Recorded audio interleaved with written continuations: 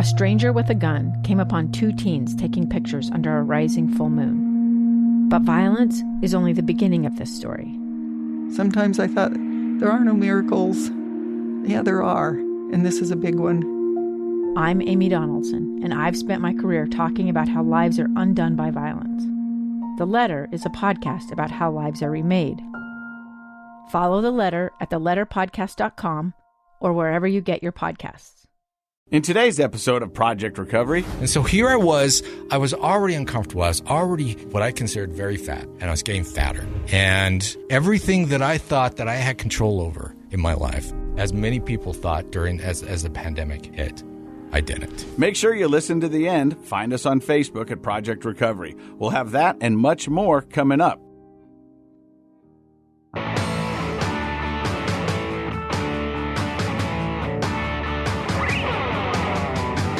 Hey, welcome to Project Recovery, a podcast about addiction, more importantly, about recovery. And it's brought to you by our friends at knowyourscript.org. It's a wonderful place to go if you want to find out more about your script when talking to a doctor, your kids, or loved ones when it comes to prescription drugs. What I think is really, honestly, truly great about it is we live in a time where the information's available. Like even, when you and I were in college, if we wanted to know more about that sort of stuff, 20, 30 years ago. Yeah, to wait for the internet to dial up and hear them. Yeah. And then who knows what you were looking for. But we know. But now the information is there. So this is a great one-stop place to go if you want to know how to deal with prescription drugs. All right, Dr. Matt, our guest today is an old college friend of mine. Yeah. And we're going to find out more about him. But his addiction is something that we've been wanting to get a guest on to talk about it for a very long time. Right. We're talking about food being addiction. And I've been thinking about this a lot because 2021 is the year that I'm going to finally get rid of my love handles. And so far, I'm making progress, but not like I'd hoped to. And if you honestly talk about, losing weight and getting that sculpted body, a lot of people will tell you it has to come down to the diet. But I've been bouncing around in my head for the past week because I knew we were going to have this guest and trying to figure out a way to relate food addiction to a substance abuse addiction. Okay. Yep. Now, hear me out. Have you ever been on a diet, Dr. Matt? Yes. Okay, so a diet to somebody who has a food addiction is kind of like a rehab. Okay? And so what they're going to do is they're going to build you a program. They're going to give you the steps. They're going to give you the tools to be able to get to that desired weight and be able to maintain it. Now, what you know when you're doing a diet is, as long as you're doing the diet, those things will happen as long as you're following the program. Set forth. Okay. But what happens just like when you leave rehab after 45 days, all of a sudden you're hit with the real world because it's not all prepared for you. It's not all, right. They're not taking you to everything. Now you're left to your own device. It's hard to change. So you have to change. You have to have a lifestyle change, and that's maybe what one of the things you're thinking is. In both cases or in any kind of recovery, it's not just a short-term fix, it's a lifestyle change. Yeah, you've got to find a program that you can live with, that you makes sense to you, and that you can do it day in, day out. Now, we've all got, even my girlfriend, the lovely Leslie, when we were getting ready to go on the cruise, 2 months out of the cruise, she got on a huge diet and went to the trainer and did all this just to lose the weight for the cruise. To kind of get in that swimsuit body shape. Is that what she was doing? Yeah, you'll see that also when it comes to Hollywood for red carpet season. Everybody goes on their cleanse. Everybody does this to do that. And then when that's done, they go back to their normal eating habits. Right. But you've got to find something that you can live with long term. And our guest today is going to help us do that. Especially if eating has become unhealthy in your life, if it is filling other needs, then it becomes really complicated. It's not just choosing a new lifestyle, but it's also remedying the reasons that you're overeating or whatever it happens to be. Okay, so I remember when I was active in my addiction and drinking a lot, and I had a couple people come up to me and they go, "You're just killing yourself, man." Mm-hmm. And they weren't wrong. They weren't wrong. Yeah. But it was hard to take from somebody who was doing the exact same thing, but only with food. Yeah. I mean, it's easy to call people hypocrites because nobody's perfect. But I think I know it's an issue everywhere around the country. Michelle Obama made it one of her, she had a first new lady Netflix documentary coming out on about food and eating and healthy diets.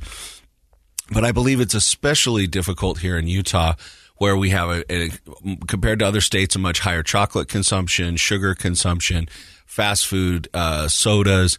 Those are off the charts here in Utah, and I think it's because a lot of people feel, because of religious convictions, that I'm going to abstain from other sort of feel good things that I put in my mouth, like drugs and alcohol and cigarettes and things like that.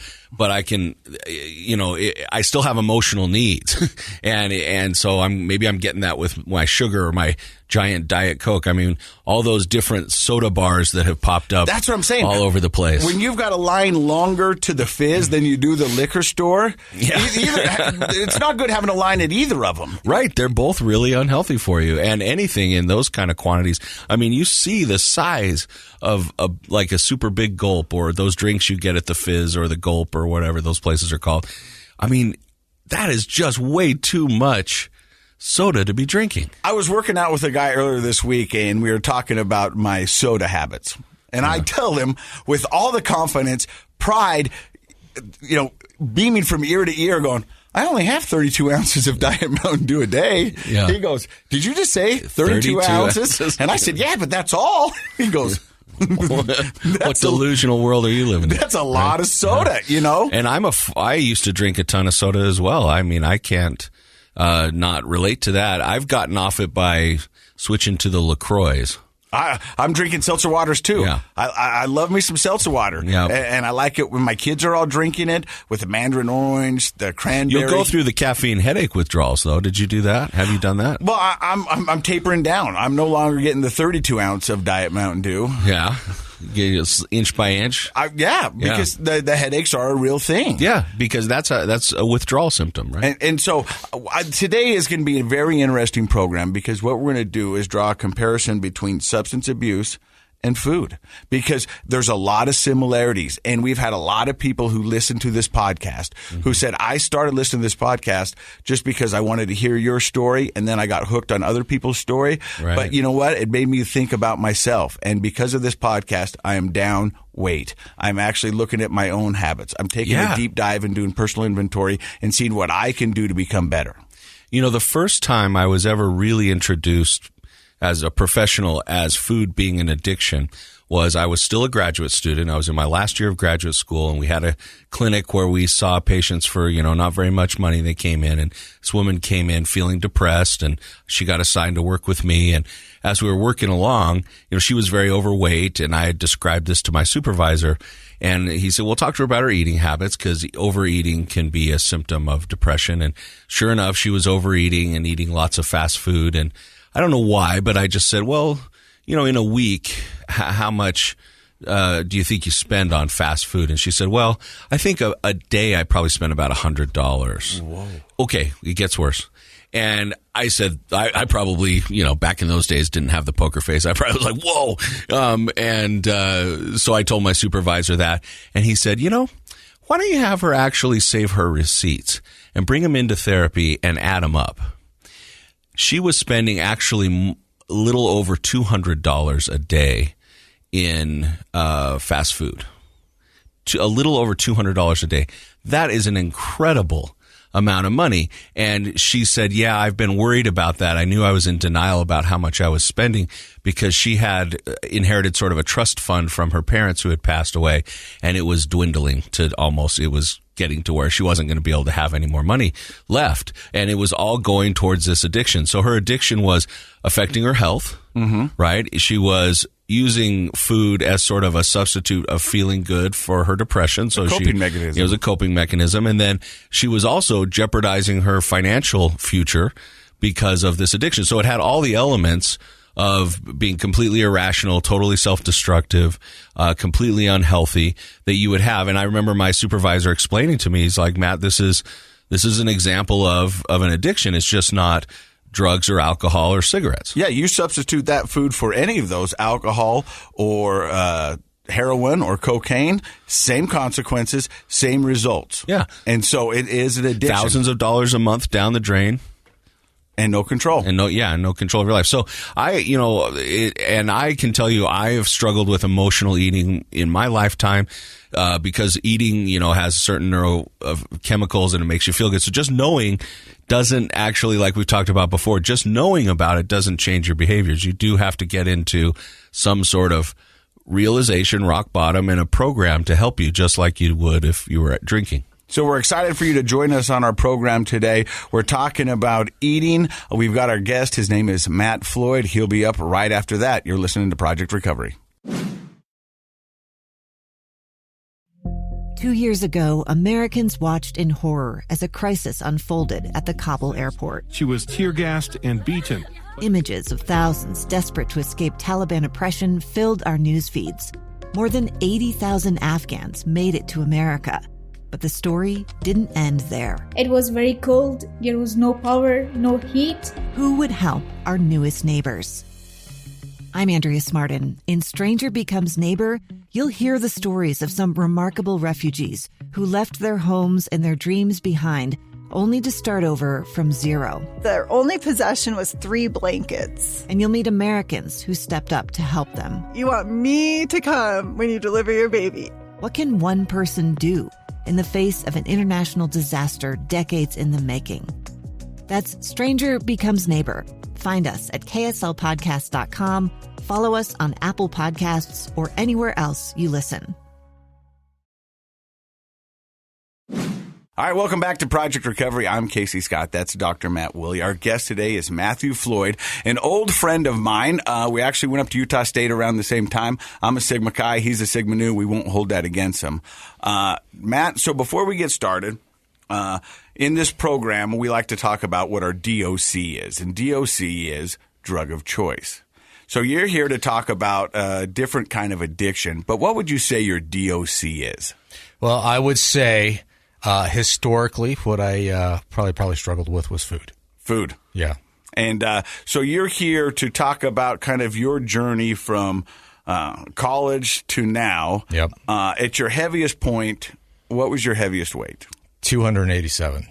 And now you're down 102 pounds. Yeah. Now, Dr. Matt, what you don't know is before you got here, because you're always late, and that's okay, we're not going to talk about that, he was showing Josh, the producer, a before and after, and we're going to be able to put that up on our social. Pretty impressive. And when he showed it, you said what? You said that's embarrassing. Yeah, well, yeah. So, yeah, it was pretty embarrassing. That was not how you wanted or how I wanted to present myself to my friends and to the world. And I said, don't feel too bad. I've got a mugshot. And he said, he goes, I'm going to use that. He goes, basically, that is my mugshot. Yep. Because you said at one point you were looking in the mirror, looking back at yourself, and didn't realize how far you'd come and how bad it really had gotten. Talk about that. Yeah, well, it's now that I see where I am right now, right? You get a little complacent, and you almost submit to like, hey, I guess this is who I am now. You know, it's kind of like as you grow, you don't feel like you really grow too much after 19 or 20 years old. You always feel like that 19, 20-year-old, right? Mm-hmm. Well, as your body grows and you get fat, it doesn't feel like that, but you belong in that body, right? You feel like you should be in this other body, right? So let's start from the beginning. So you said probably about college is where you stopped growing and kind of, just... Let's go. Let's go back. Oh, he wants to go back. Because I think a lot of our habits, a lot of the ways we learn to comfort ourselves and meet our needs really start back in kind of childhood. Absolutely. And the families that we grow up in, right? And so I'm just kind of curious, what kind of family did you grow up in? Where'd you grow up? And what was the size of your family? Tell us a little bit about that. Yeah, so I had a great family life. I had a mother that's actually extremely healthy, a father that had very severe health problems, not of his own. It was severe asthma. My sister, healthy, has had some struggles in as we get middle age, But I do think that as you grow up, you and we're all guilty of this. We do a lot of rewards with food, right? Right. something good happens, you go out, you celebrate, you know? That's how the pizza came to be, I'm convinced. Little League Baseball created pizza. But when you think about it, food is very similar to alcohol in the fact that to celebrate, you eat food. Yep, if absolutely. you're a drinker, to celebrate, you go get a drink. If something bad happens, you commiserate with food. You know, I mean, funeral potatoes, when somebody passes away, everybody brings you food. Yep. You know, and so it's a way to cope. I truly believe. It's a coping mechanism. It's very comforting. It's celebratory. You're definitely right. Hey, great job on your test, Junior. Let's go get some ice cream. Yep. Kind of thing. So when you were a young kid growing up, running around to elementary and junior high, was weight ever a factor with you? You know, it wasn't that big of a factor. You know, back then, you know, I would say at one point I was husky. Mm-hmm. Right. And then you hit puberty and you kind of grew out of that a bit, and you're really not too concerned about it because your genes and your youth. And parents, just to jump in real quick, since I work with kids a lot, I'm explaining this to parents all the time, that at the end of your childhood, right before puberty starts, most kids kind of grow wide a little bit, girls and boys. You get a little husky. And a lot of parents freak out and think, oh my gosh, my kid's going to get super overweight. And then puberty comes and they sprout up, right? Exactly. And so that's a very, very, in fact, that's how most people are. Now, there's obviously some that don't go through that, but it's very, very common. So for parents listening, if you're looking at your 10, 11-year-old and you're like, oh, they're getting too husky, don't put them on a diet. Just make sure they're healthy. Go talk to the doctor, and then just wait for puberty to come. And if they're active and eating well, they'll sprout up. Yeah, exactly. Let me ask about your childhood. In the family you grew up, was, family dinner a regular thing? Did your mom cook? Because I can tell you from my experience growing up, my mom was divorced, and my dad. And so there was a lot of fast food around my house. My mom was a realtor and she was working at night. So a lot of times we fended for ourselves when it came to dinner. I grew up on a crap ton, if you can say that, of Lynn Wilson frozen burritos. Oh, the Lynn Wilsons, yeah. You know what I mean? Just pull 2 out of those, pop them in the microwave, they're good. Yeah. Canned chili. We had a hot water spout out of our that came out boiling to make ramen quick. Oh, there you go. Yeah. But I'm not saying anything bad about my mom, but that was just the reality that we grew up in. It wasn't where she made dinner for us every night, and we're never really taught responsible eating. Yeah, and my mom, like I said, she's very healthy. You look at my mom. Actually, it's her 80th birthday today, and she looks amazing. Wow. Happy birthday, Mom! But my mom was an absolutely wonderful mom. But it was the choices that I made during that time, and the habits that I established early on. I was given free range of the kitchen. I could eat anything. It was just 2 of us, my sister and I. Right. My sister was beautiful. She had nothing to worry about weight wise. With me, I always had a pair of love handles, and got him now. Yeah, and I had free range of the kitchen, and I took full advantage of that. Right? But don't you think it has a lot to do with like the culture? Food is so you can track culture around the world and over time through different lenses. One would be like religion, for example. Another is food. Absolutely. Like food is part of every culture. Absolutely. And how we use food, like Casey was saying, either in a celebratory way or in a comforting way. Yep. And then you have these little mini cultures in our families. What role does food play in your family? For example, I remember growing up, my mom was I would say very normal about food, but she didn't like sugar cereal. Right. And so I remember kind of craving sugar cereal. I thought like Raisin Bran was a sugar cereal. So like if we got lucky, we'd get Raisin Bran. And I'd go over to my friend Danny Cragen's house, and the Cragens had like a dozen children, I don't know, and it felt like that, and there were just dozens of boxes of sugar cereal everywhere. And so, sorry, Jeannie, if you're listening, that's Danny's mom. But I loved going there because I never left the Cragen's house without a bowl of like Lucky Charms or something like that.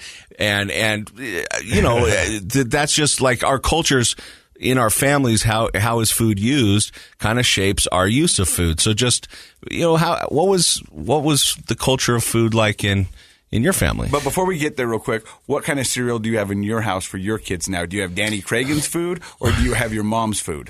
I have a mix of both because I want them to know that like I'm not just going to buy a bunch of boxes of Lucky Charms, but I think what we've done with cereal in my house, and I'm off cereal, which took me probably until graduate school to get off cereal. But I wanted them to be able to make choices and find like, oh, some of these healthier cereals taste really, really good. So I kind of know which ones I like, but occasionally I'll get like, it's Halloween, we'll get Count Chocula or whatever. Cocoa Puffs. Yeah, some Cocoa Puffs. And so I guess when you look back on the childhood, it was my personal decisions. Not my parents would not let us get those sugary cereals. Once in a while, as a treat, we would. But I would gravitate towards the fattiest and most unhealthy options that we had. So I'd get a bowl of Cheerios, right? But I'd dump sugar in, right? Yeah. I would make it rain with sugar.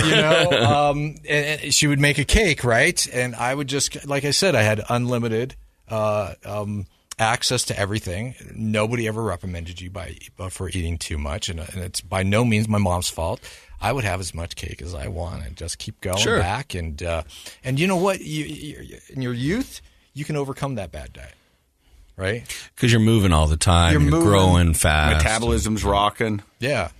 But it was, you're talking very, very right I established very, very bad habits during that childhood and during my growing up.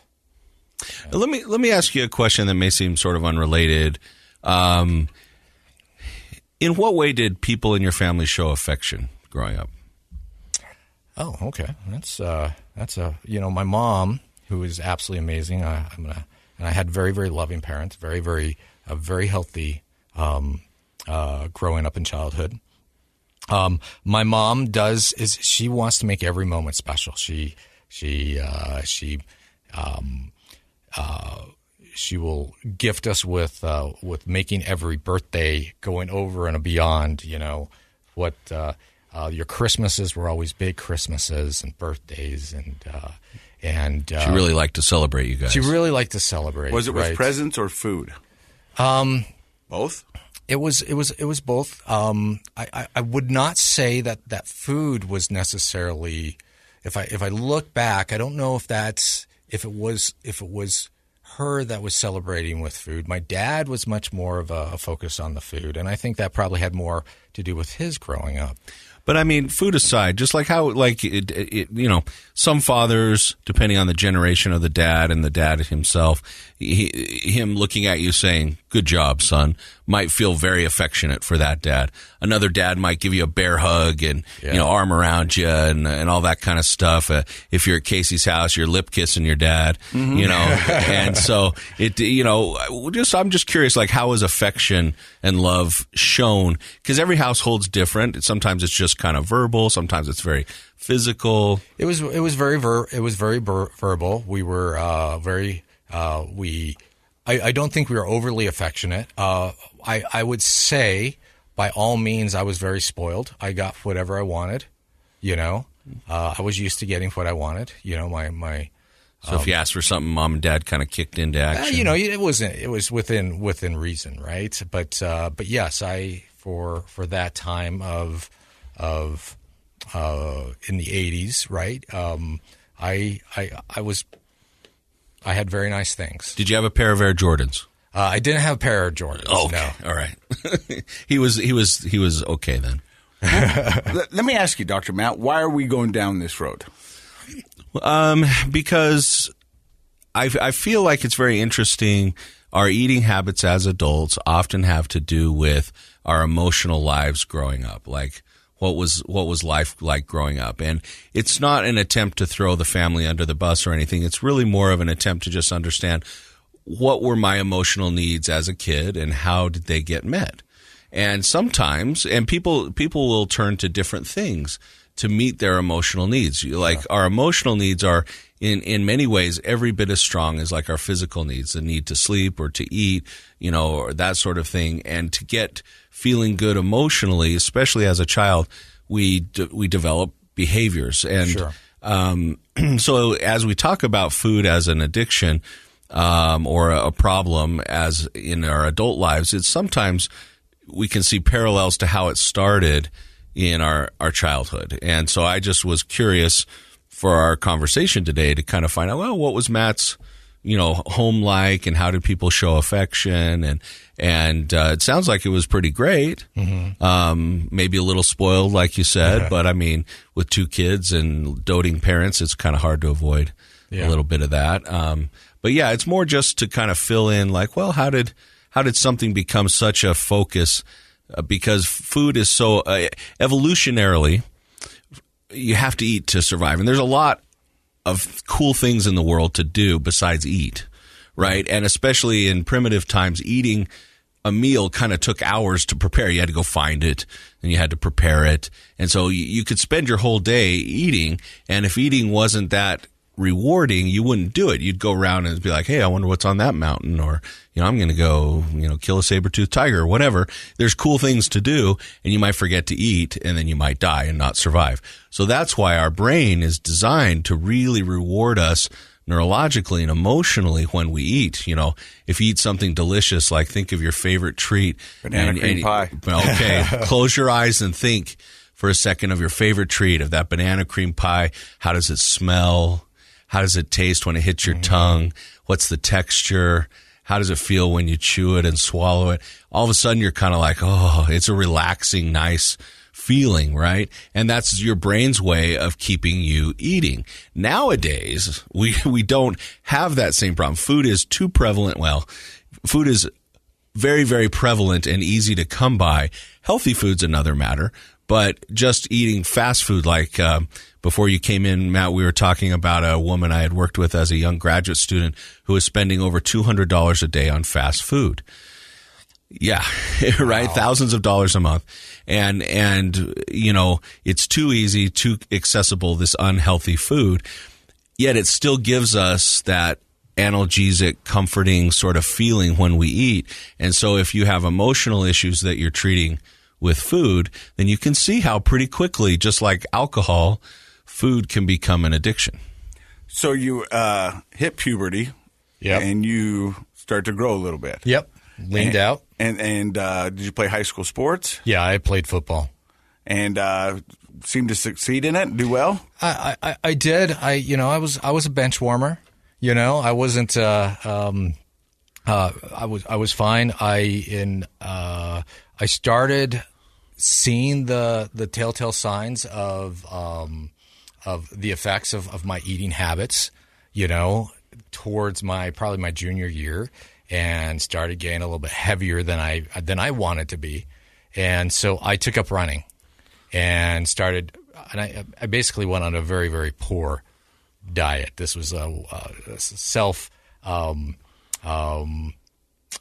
made up this diet basically I was starving myself and running just insane amounts of exactly what a 17-year-old would do, right? Yeah, exactly. Like when you're left to your own devices, right? Yeah, exactly. And I dropped probably 30 pounds or something, maybe 40 pounds. I got really, really skinny, and it wasn't sustainable, and it comes back on. And I think really where some of the more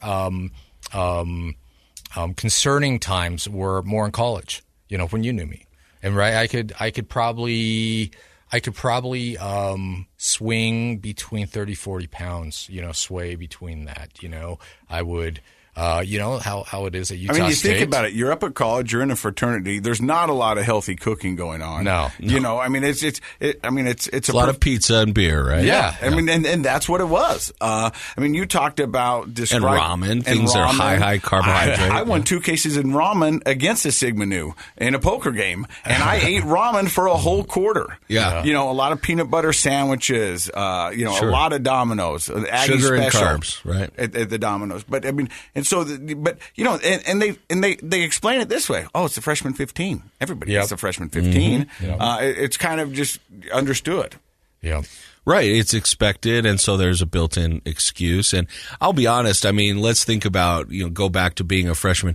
It's sort of a badge of honor. I lived on ramen for a month, and so these unhealthy, or I only eat, pizza for breakfast. And a lot of it's your first time being unleashed onto the world. So it's like, mom wouldn't let me eat pizza for breakfast, but I can do whatever I want, Yeah. And so there's a lot of, if you didn't have unhealthy eating habits before, it's pretty easy to pick them up at least your first or second year of college, especially if you're in a fraternity or a sorority or, living in the dorms. Well, even when you lived in the dorms, a lot of the students there had the meal plan.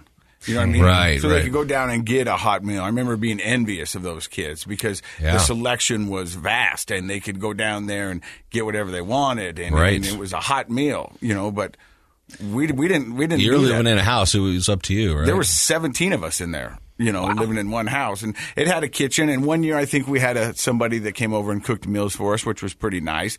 But it wasn't anything consistent. And I think when it comes to dieting and your health, consistency is the key. Yeah. So you gained some weight in college. I gained some weight in college, and but you still, how cocky you are in school, right? Yeah. And you still have that confidence that I'm carrying some extra pounds. You want to get it off. You want to look good for the ladies, and you can take it off in the summer. Right, you go home, you just work it off. I'm going to work construction. I'm going to do whatever it is. Right. Yeah. When you're young at that age, you have a high metabolism and absolutely, and a good percentage of muscle, and that helps. But the habits were still there. The habits really, all I did was deal with just diet. I'm going to starve myself and just run a lot or do whatever and get so I look good for the fall, right? To go back to school to ruin it. Go back to school. Which is a cycle. I mean, it really is a cycle. And to draw a comparison back to substance abuse, that is part of the addiction, is that you're just, you know what you're doing. And so when did you start to put on weight that didn't come off? Well, it's really the story that you hear time and time again. It's quite boring. It's the same story that many of us have, You get married, and those activities kind of stop that you were doing before. You get a real job. You start having kids. Life gets really serious, really fast, right? And you're dealing with some stresses that you didn't have before, right? You're dealing with some issues that you didn't have to deal with in college, and so you're doing a lot of emotional eating.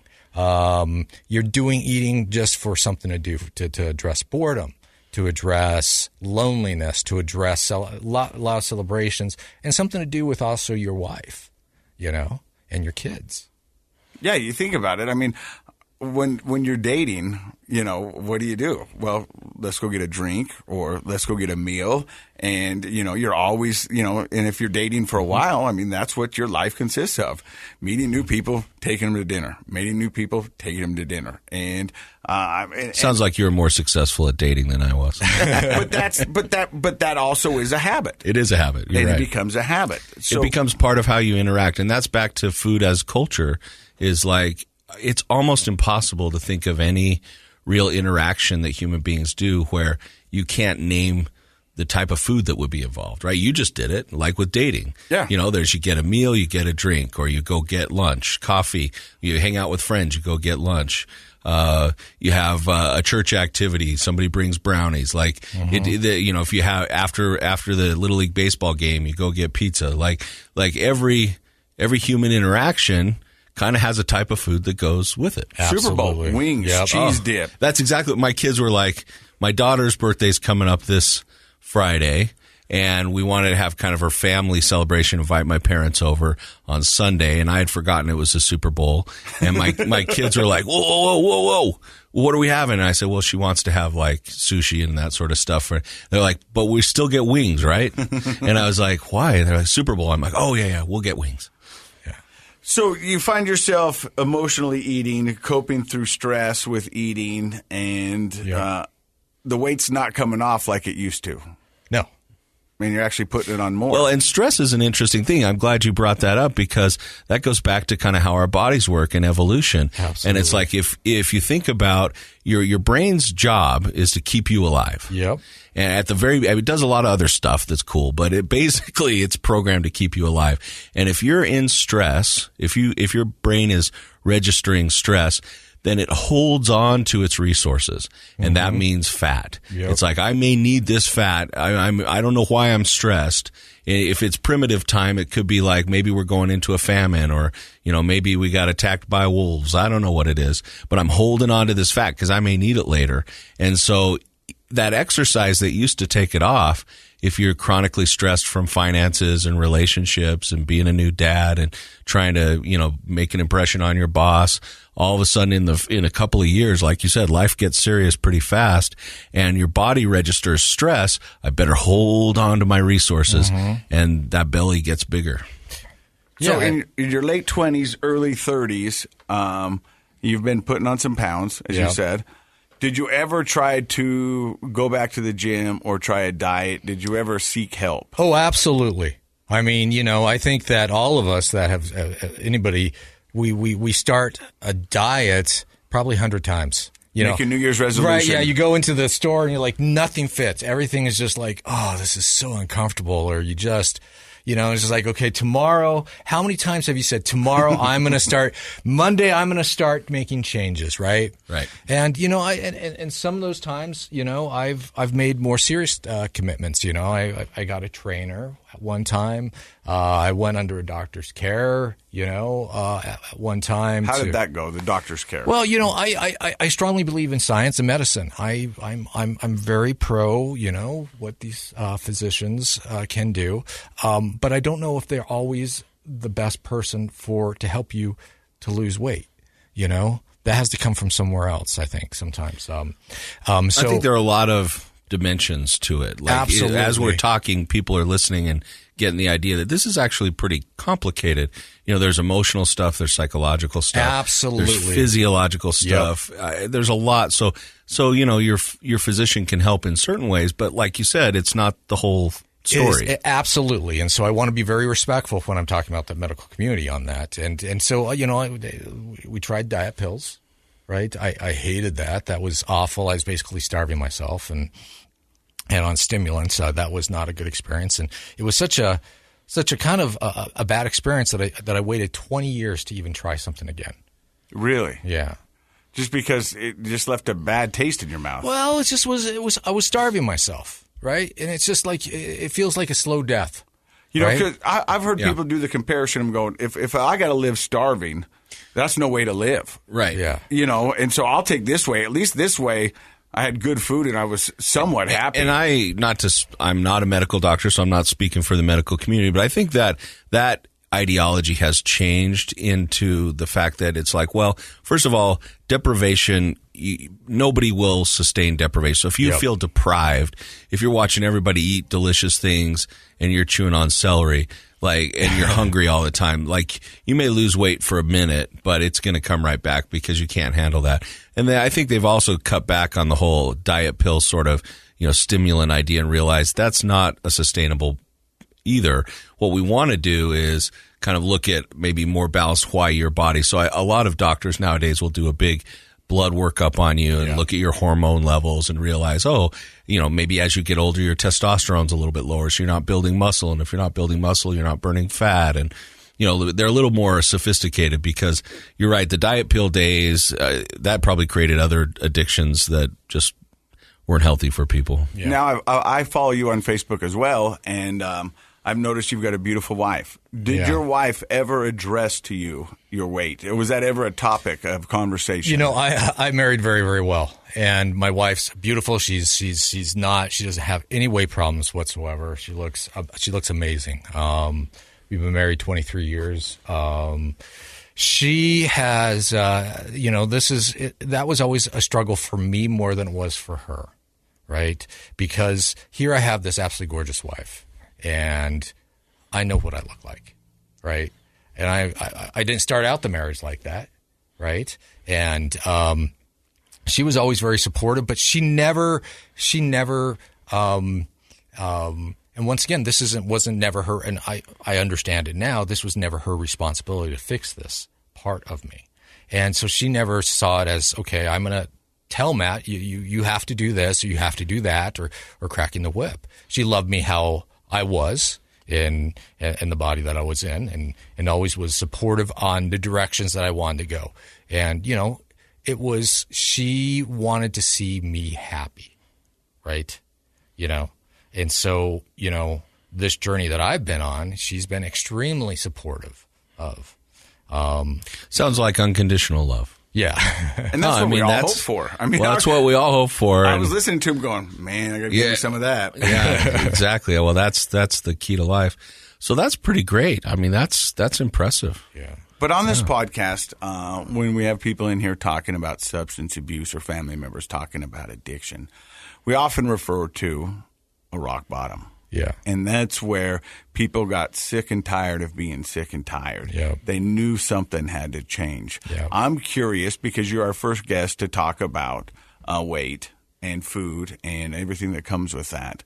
Was there a rock bottom for you, or how did your transformation begin? Yeah. As I kind of mentioned before, how many times? I mean, it's probably been hundreds of times I decide I'm going to make a change, and it's sincere. I got to change this. I don't want to be in this body, right? I don't want to spend the rest of my life presenting myself in this body. The how I wanted to present myself in life and participate in life, this was not serving and not lending itself to that, right? And so a couple things happened. First off, I was getting very uncomfortable. I was 48 at the time. I'm 49 now. And things just kind of start breaking down, right? You have some knee pain, you get back pain, which is the worst kind of pain in the world. I thought I knew what pain was until I had lower back pain. And I was like, this is a horrible, pretty miserable. It is. And then COVID hit. And a lot of things weren't going exactly how I wanted to in life. I mean, I had a great life. I really have. I've been blessed. But my career of the last 19 years, nearly 2 decades, was downsized. Everything that I had been building, right, was basically given away. And I still had a job, but it was a job instead of a career. And all this investment that I had put in 2 decades of my life, my youth, right, was all of a sudden I could see just kind of going away, right? COVID hit. The finances, as far as, I'm in sales and It's tough being a salesperson when you can't go anywhere. Absolutely. Yeah. And so all of a sudden, my life completely changed, right? I'm not traveling anymore. I was traveling every single week. I was living in airports and in hotels, right? Everything, all the stuff that I thought I had control of, that I was building, was pretty much I didn't have control over anymore. And, I thought, okay, well, I'm going to be home for COVID and I'll get healthy. It's because I put the blame on the travel, the job, and stuff like that. But that is hard. I mean, if you're in hotels and airports and running from here to there, there's a lot of unhealthy food options right at your fingertips all the time. Absolutely. Some absolutely amazing choices that we live in this society that we can get whatever we want, whenever we want. And trust me, I had a whole list of when I traveled, the restaurants that I would visit. Yeah. And see, I was like that with bars. Yeah. I mean, just to draw the comparison once again, and the similarities is that, if you, I used to joke, and it's sad, but I used to say it all the time. When people would give me directions, if they could use bars as landmarks, I would know more importantly where, you know what I mean? You're like, oh, I know where that is. Yeah, it's by the Tabernacle. Oh, yeah, of course. Okay. It's just right around the corner. But you probably got that way with restaurants. And when we were talking before you got here, Dr. Matt, is that, I'd be on these trips, and for a lot of my TV career, I was gone away from the family. Yeah, you even had programs where you traveled all the time. Yeah. Right? Yeah. And so I would, I'd get back to that room, and it would be by myself, and I'd be lonely. And so what would I do? I'll have a couple beers. Yep. And you were telling me you do that too, but you'd hit the 7-Eleven and get some. So I go to a steakhouse. I'd go to a Brazilian steakhouse, right? You've been to a Brazilian steakhouse. Love them. Right? They're amazing, right? Like, you get plenty of food there. There's all you can eat. You're not walking away from there hungry. So, but go back to your hotel. What do? You're alone in the hotel. Walk walk to the lobby, walk to the gift shop or the snack bar there, or to the gas station and get a couple candy bar or something like that, because you're dealing with the loneliness. Yeah. It's the way you cope with that loneliness. You're missing the family, right? You have the stress of the day that and the reports that you have to do and what you have to do the next day and in the coming week, right? So you're dealing with all these other emotions and you're fueling it with the food. You know, it's reminding me of I was a pretty good athlete growing up, or, you know, decent, and played sports in college and did all that kind of stuff. And then I got to graduate school, and graduate school was this other level commitment that you don't, maybe nobody really realizes until you're there. This is 24/7, you know, all year long. You're writing reports and doing research and going on 2, 3, 4 hours of sleep at night. And I remember when I started to notice that I was putting on weight that wasn't coming off, was exactly what you're talking about. It's like you eat a meal, but then I'd say, okay, honey, I've got to go back down. This was before we had really good internet at our house. I go back to the school because we lived close, and I'd stay till 2 or 3 in the morning working on research projects and things. And what's there? Vending machines. And you're getting sleepy, so you're getting a Mountain Dew or a Pepsi, and then you're getting, you know, some snacks from the vending machines. None of it's healthy, and you're snacking to stay awake. And I noticed that in my life, that's when I started to put on the weight, was because you had the stress of school. I got to get this done. I can't fall asleep, and snacking, and you're lonely because you're like, well, I'd rather be home, you know, with my wife and kids. And so, yeah, I think if you look for those patterns, you can see where you started to make. Any of us can see where we started to make unhealthy choices. Yeah. So you notice you've got pain in the knee, lower back. You no longer have control of what you thought you had control of. COVID hits. And you say, I'm going to stay home. I'm going to get healthy. I'm going to get healthy because, you know, it's all my job's fault. You know, if it wasn't for my job, I'd be perfectly healthy. And guess what? It wasn't my job. Right. I ended up putting on more weight. I just opened up that fridge more often. I'm at my house to open up the fridge and go to the pantry more, right? And I'm not eating healthier. And you probably had more time on your hands. I had more time on my hands. I could eat more. I had more time to go to that fridge, and I put on weight, right? And so here I was already uncomfortable. I was already what I considered very fat, right?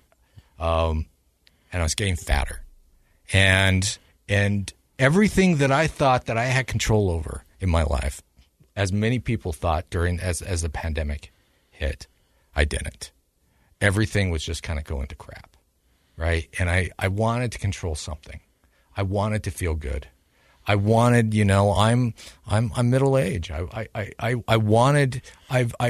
was always the plan. It was never the plan to be in a body like this. Nobody grows up wanting to be bald and fat. Right? And I can't do too much about the bald, but I could do something maybe about that fat. And I wanted to make a change. I wanted to see, okay, let's at least do something. And maybe I don't know exactly how to do it, but I made a decision. I'm going to control something in my life. And this is something I'm going to take control over. And I figured I'm going to be miserable, but I'm going to be miserable at least doing something positive. Right? So where did you find hope?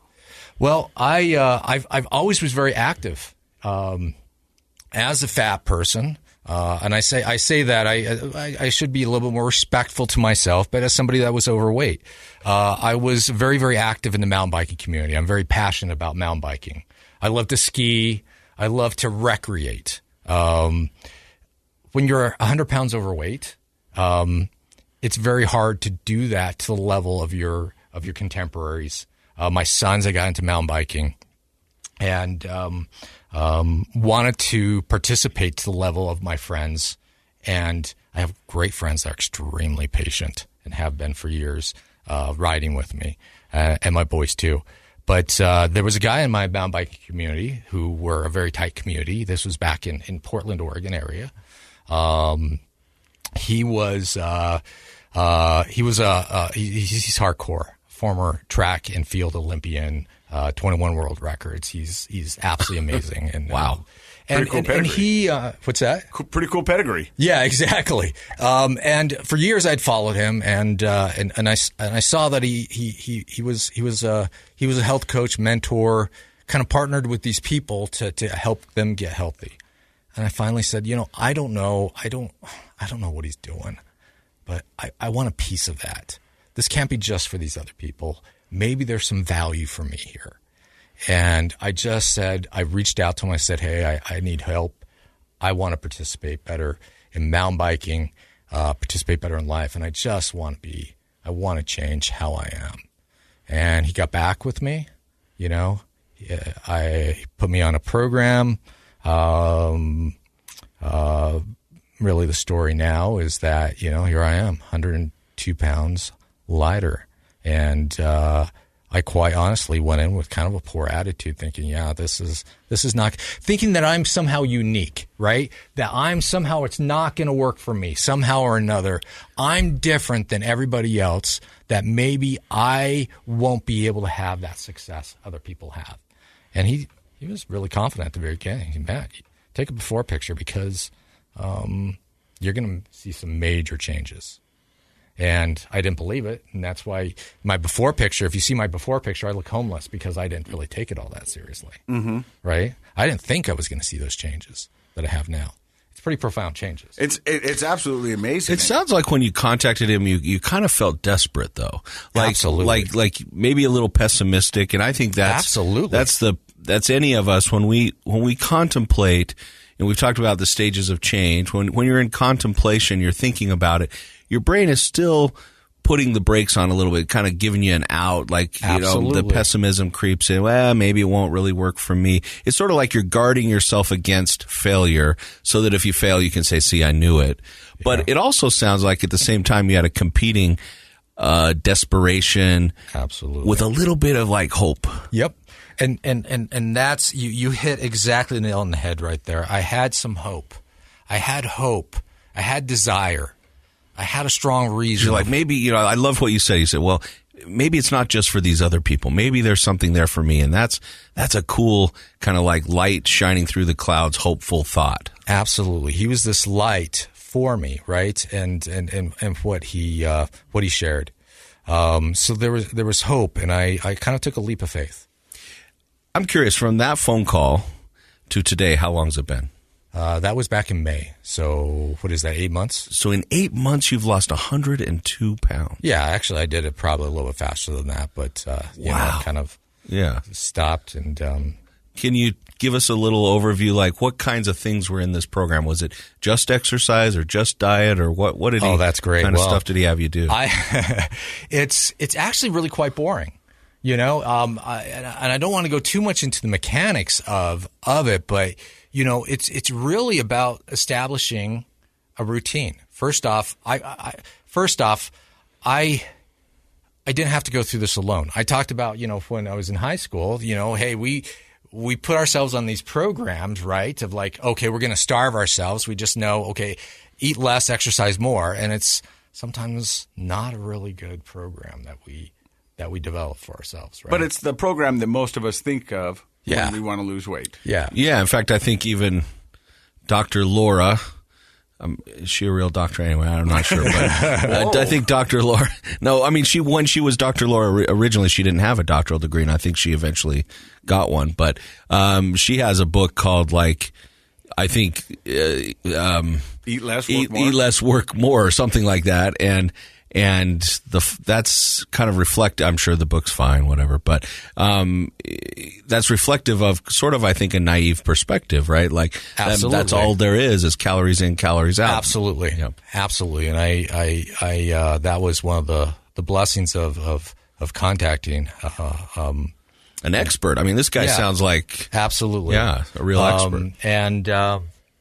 And so, he put me on a program. It was really quite boring. I worked directly with him. I would have weekly calls, a lot of times more. I'd reach out to him with questions. And this is somebody that was a guide for me, taking me through that journey. Basically, he's guiding you through that forest, basically. But you're doing the work. But I'm doing the work, right? And And really it's based upon, proper nutrition, because I remember I saw one of my friends that's my age, absolute beast working out. And I was like, oh, how do I get to where you are? I mean, the guy's absolutely just ripped. He looks amazing. And he said something very profound to me. And he says, Matt, it's not just what you do to your body. It's just as important what you put into your body. And I'd always just tried to out mountain bike that poor diet, right? And there's no amount of mountain biking, there's no amount of exercise that's going to overcome that bad diet, right? And so I had to change, and I had to make some I don't want to say uncomfortable changes. I had to make some real changes that I didn't want to necessarily address. I had to change the way I ate, right? If I wanted to get from A to B, I had to make some serious changes. And so a lot of that is, if we get into the mechanics, it's I eat every 3 hours. I feel great. I'm not hungry. Can you imagine losing 102 pounds and somebody says, okay, how'd you do it? Well, first off, I'm not even hungry. Yeah, right? That's counterintuitive, because we think you have to starve yourself to lose a lot of weight. My dad right now will tell you with pride, if I called him up right now, I go, Dad, how many times you eat? I eat once a day. I go, Dad, that's not good. That's what I do. But you know what I mean? But that's that old school philosophy. It's like I eat one a day, and then I eat whatever I want. And I go, it's still not the best, Dad. But okay. Did I say I eat every 3 hours? Yeah. Okay, every 3 hours, so I do 6 meals. I feel great. I have more energy. And it wasn't about suffering, but a lot of it too has to do with that emotions, And we, if we just look at just the diet, right? If we just look at just, okay, we're going to change what we eat and not the why we eat. That's you're kind of setting yourself up for failure. You have to start going into those emotions. You have to start going into those habits. We were talking about before the show, I forget the gentleman's name that we were talking to. Producer Josh, right? And he was talking about, that one of his habits of that kind of saves him is that he works down the basement. And one of the things that I had to address, I had to get myself further away from the fridge, because it's a lot easier and a lot more tempting to go and grab something out of the fridge or out of the pantry the closer you are. When I'm in a different room, my weakness is, let's say, at around 9 o'clock at night. Ice cream, whatever that might be, right? Mm-hmm. And that's when the fridge is calling to me. But when I'm in my room, I find if I just excuse myself to the room and keep myself in the room, that temptation is much, much less. It's a barrier. You're creating a barrier between you and access to your DOC. Yeah. So when the weight started coming off, did that energize you to keep going? Because I know for me, when the first 10, 15 days I was in recovery, I started going to the gym. I started noticing improvements in my body, my physique, and then I thought, well, wait a minute, we're on to something. Yeah, but it was more than this. I was doing it nutritionally right. I wasn't feeling hunger. I was keeping my blood sugar stable. For the first time in my life, I wasn't going through these spikes and these crashes, and I kept my blood sugar stable, right?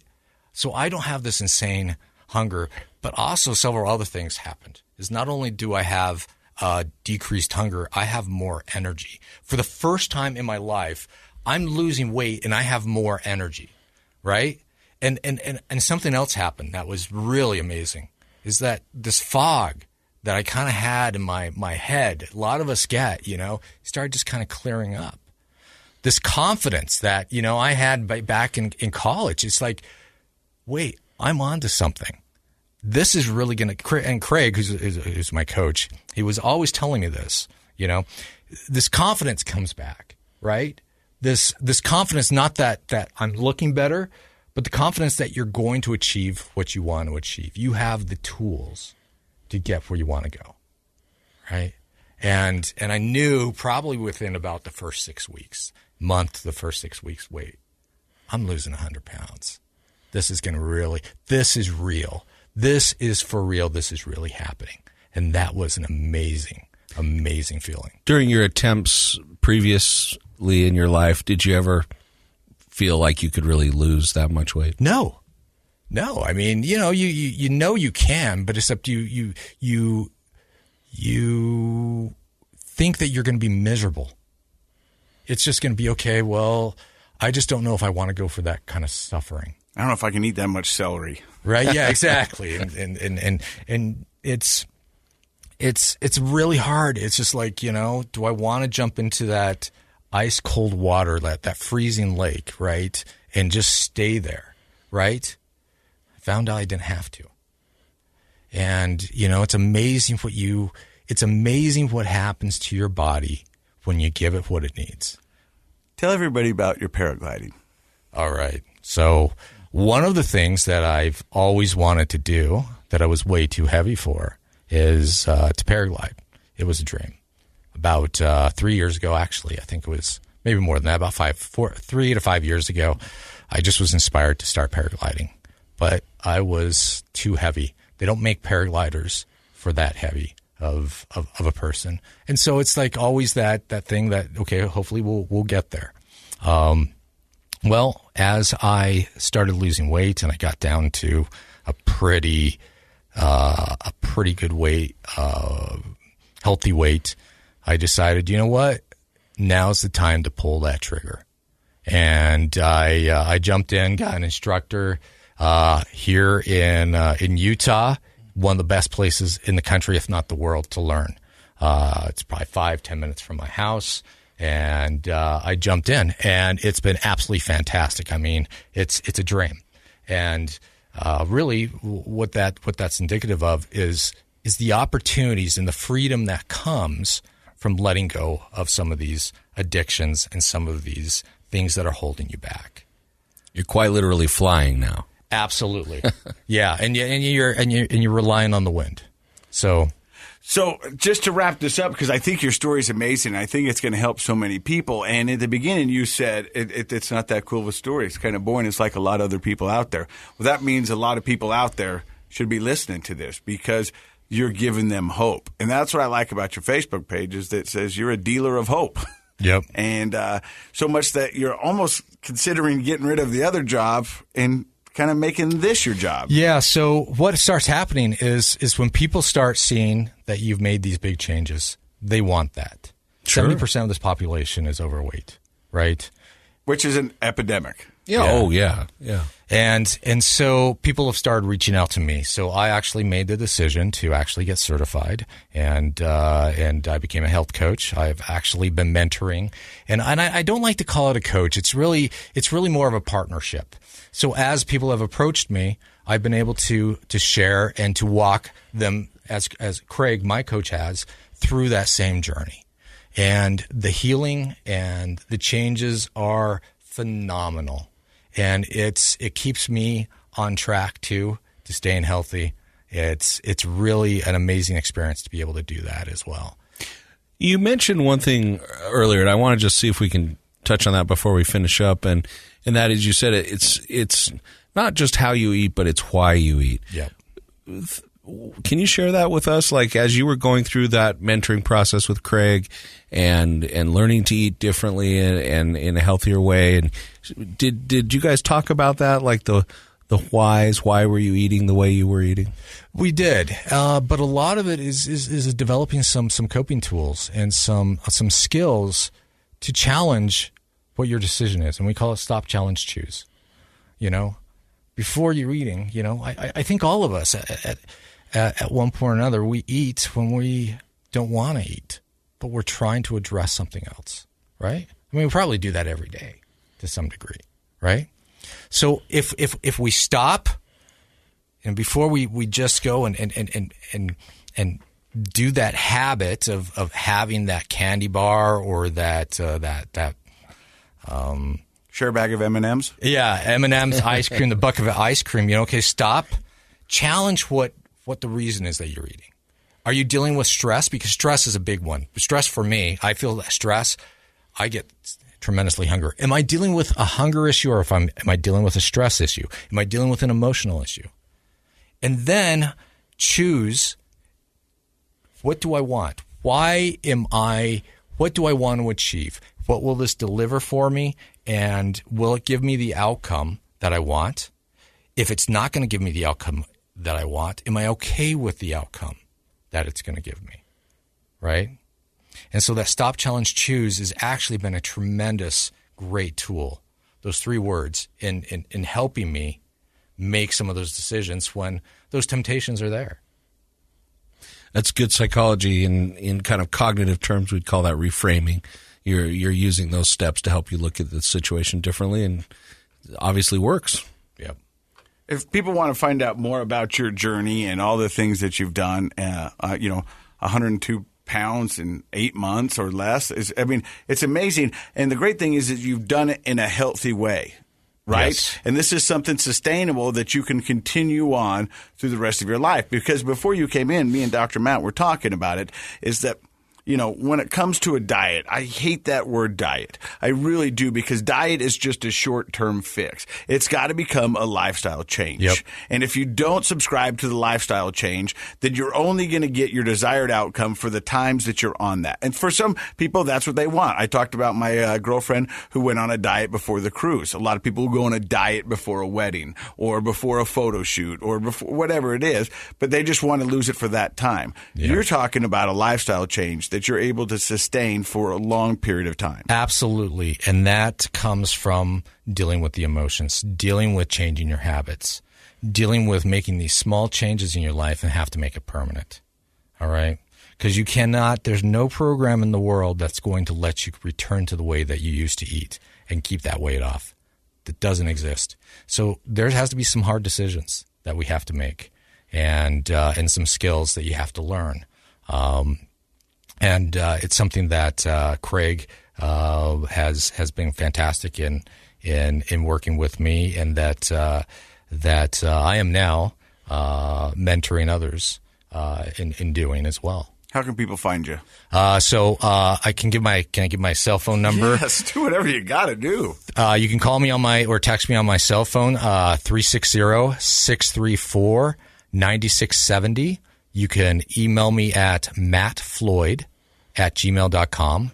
Check me out on Facebook, Matthew Floyd, or I do have a website, lifeelevatedhealth.com.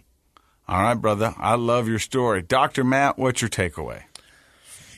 I think you did it right. I mean, I think just like any recovery program, whether it's for drugs or alcohol or food, he's, like we talked about at the very beginning, it's a lifestyle change and a sustainable one because, like you said, you don't feel deprived, you feel healthy, you have more energy. So I'm impressed, very impressed. I think one of the concerns Casey and I sometimes have about guests that come on is, how long will their recovery last? Are they going to struggle with relapse? And I'm sure there's maintenance issues, but it sounds like you've done it the right way, which is pretty cool. Appreciate it, guys. And the thing I like is, and maybe just because I am an addict, the similarities and the comparison from food to alcohol. The time he calls Craig and says, I need your help, was me going to uni and then to Pinnacle going, I can't do this. Mm-hmm. And, for him going, reaching out and asking for help is an essential first step, right? And there's so many of us addicts and people who have hit their head against the wall so many times trying to figure out this formula for themselves when the real help is just asking somebody, going, hey, somebody. And I love what he said. He goes, I saw that guy and I wanted some of what he had. Yep. And that's what I want in my sobriety. I saw people doing it and I go, I want some of what you have. So how do I get it? I got to ask that person, how did you get it? And that's what this podcast is about, is helping people become the best person they can be, whether it's being free from substance, food, whatever it is. We've got a lot of people who listen to this podcast just for the hope stories. And if that's helping you, thanks for stopping by. We really do appreciate it. You're listening to Project Recovery, brought to you by our friends at knowyourscript.org. Dr. Matt, I love you. Matt, I love you too. And you've been listening to Project Recovery, a KSL podcast.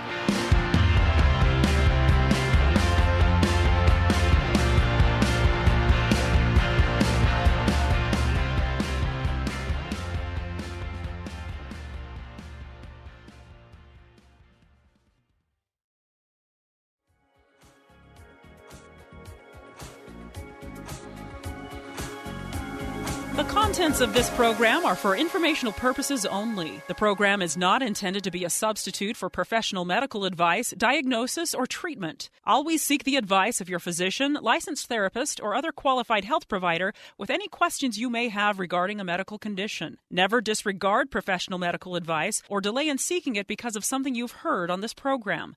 KSL does not recommend or endorse any specific tests, physicians, products, procedures, opinions, or other information that may be mentioned on the program. Reliance on any information provided on the program is solely at your own risk. I'm Dave Cawley, investigative journalist and host of the podcast Cold. Don't miss Cold's new Season 3, where I look into the unsolved disappearance of Cherie Warren, a woman last seen leaving her job at a Salt Lake City office in 1985. Police cast suspicion on Cherie's estranged husband and boyfriend, but never made any arrests or recovered Cherie's remains. Find Cold Season 3, The Search for Cherie, anywhere you get your podcasts.